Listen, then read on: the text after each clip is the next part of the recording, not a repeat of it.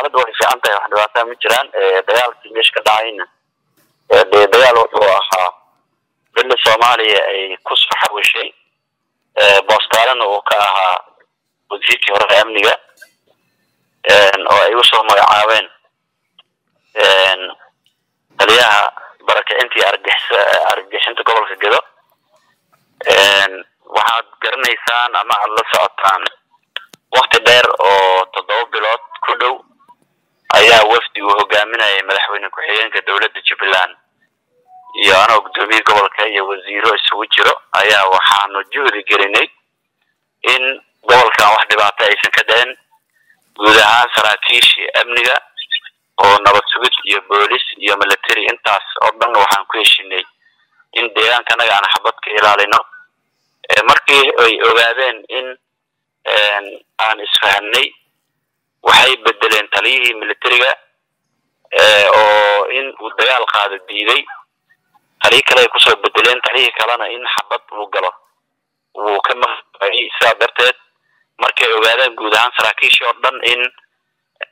aysan ogoleyn ama aysan raalli ka ahayn gobolkan iyo deegaankooda inay xabad geliyaan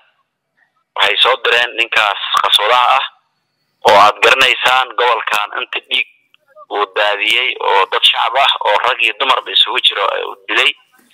oo hay'adaha xuquuqul insaanka ay raadinayaan human rights oo taariikhdiisi iyo wuxuu yahay aan lidin faraynin ama aan lidin sheegaynin jastigi uu yimidna xabad buu hore ka bilaabay dagaalkan wuxuu socday muddo ku dhow 10 cisho ugu dambeyn markii aan aragnay rasaasta hoobiyaha iyo jiib gacmeedka iyo waxa la wixii jug culus ah oo shacabka Soomaaliyeed degmada deganaa lagu baabiinayo oo guryo fara badan ay gubteen dad fayda fara badan ay wax gaareen ayaa waxaan go'aansanay inaan townka magaalada aan dhinac uga baxno si dagaalka noo hadii loo bedelo oo si khasaare la'aan ah ninkan sidii meesha looga saari lahaa marka hadda waxaan deganahay magaalada meel u jirta 2 kiiloomitir bar halkaas aan ciidamadeena ku diyaarinay insha Allah taala waqti dhowna jawaab ku filan ayaan bixin doonaa hadii ilaahay waa tahay ninka eedeynayso waa Cabdirashiid Janan oo wasiirka amniga Jubbaland hore u soo noqday siyaasad ahaan ayaa ku kala tagteen soo lama dhihi karo eedihiina waxba kama jiraan way walaalo maya Cabdirashiid awal baa wuxuu ahaa nin ururada argixisada la soo shaqeeyay اتحاد ولا soo shaqeeyay isbul islaam iyo wixii ka sii horeeyay oo dhan xilliga shabaabkana wuxuu ugu soo leexday gudoomiye degmada Doolow in laga dhigo kadibna wasiir amni laga dhigo sabab soo leexisay oo dhanka uu soo galay intaas ay ahayd laakiin siiradiisi iyo wuxuu ka shaqeynay waa la yaqaana intuu halka joogayna dhibaatooyin u geystay wax qarsoon ma aha waa wax qoraal ah oo eedii loo soo jeediyay iyo cidii dacweysay wixii oo dhan waa wax cad marka sababtoo ah hadii toosana caadi uu yahay mas'uuliyiintii asaga ka soo horeeyay wixii ay ka tahay uu garan lahaa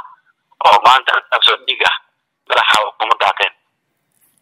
waa tahay dagaalka waxa la ku eedeynayaa inaad idinka bilowdeen oo xaruntii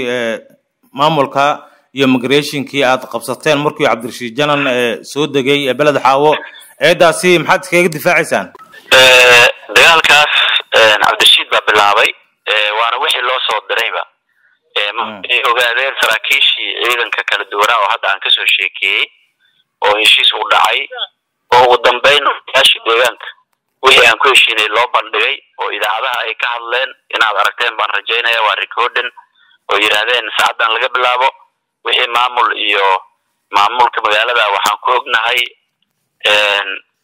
Jubbaland saraakiishii amniga iyo ayagana waxaan ku ognahay deegaankoodii iyo wixii amni loogu talgalay inay ka shaqeeyaan sidaasan ku heshiinay yiraahdeen ama arday ninka la soo diray isla marnimada uu yimidna de waxa dhacay dagaalkii halka uu ka bilaabay sidii baan marka aan magaalada gudaheeda aan uga saarnay muddo ku dhow 10 cisho ayuu ma aragtay halka dagaalka socday marka ciidamadii xerada militariga oo ciidankeena ahaa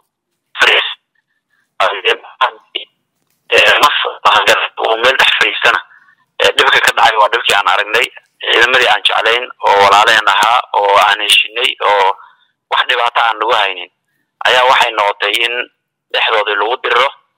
oo fitna uu geliyo marka deegaankaana deegaan fitna u baahan ma ahan dagaal iyo dhibaato waa kasoo dhamaanay aad iyo aad baan uga xunnahay ciidankeena kuwa xagga ku dhintay iyo kuwa dhankan labada dagaal jidii jahlaawa ah ciidankeena lagu laayo ciidanka halkaa joogo waa ciidan aan tabarnay aaskoodii iyo maaragtay dhan walba anaga halkasoo hagaajin u ahaa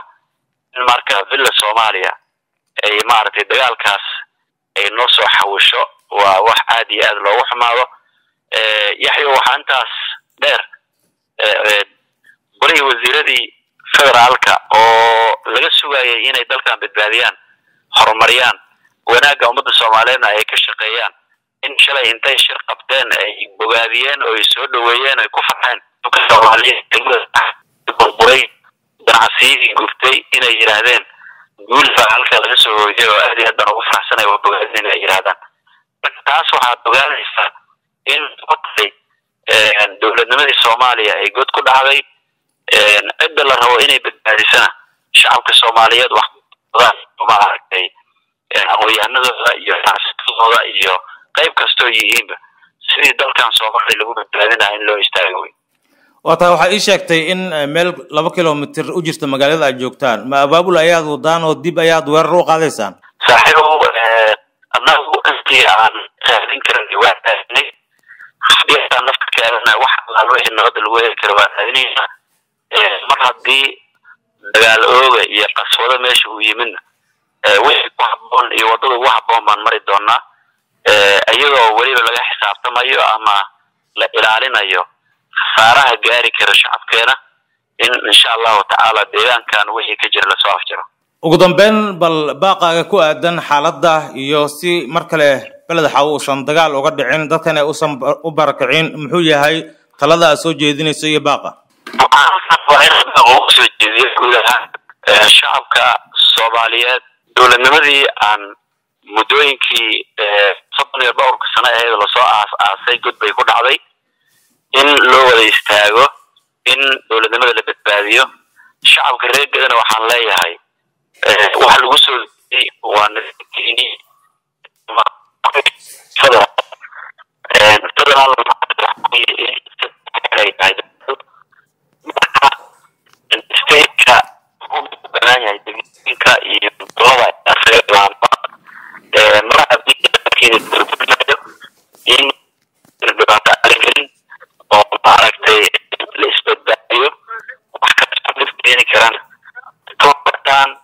sidii markii hore aad afkartiini aragtidii aad u cadeynayeen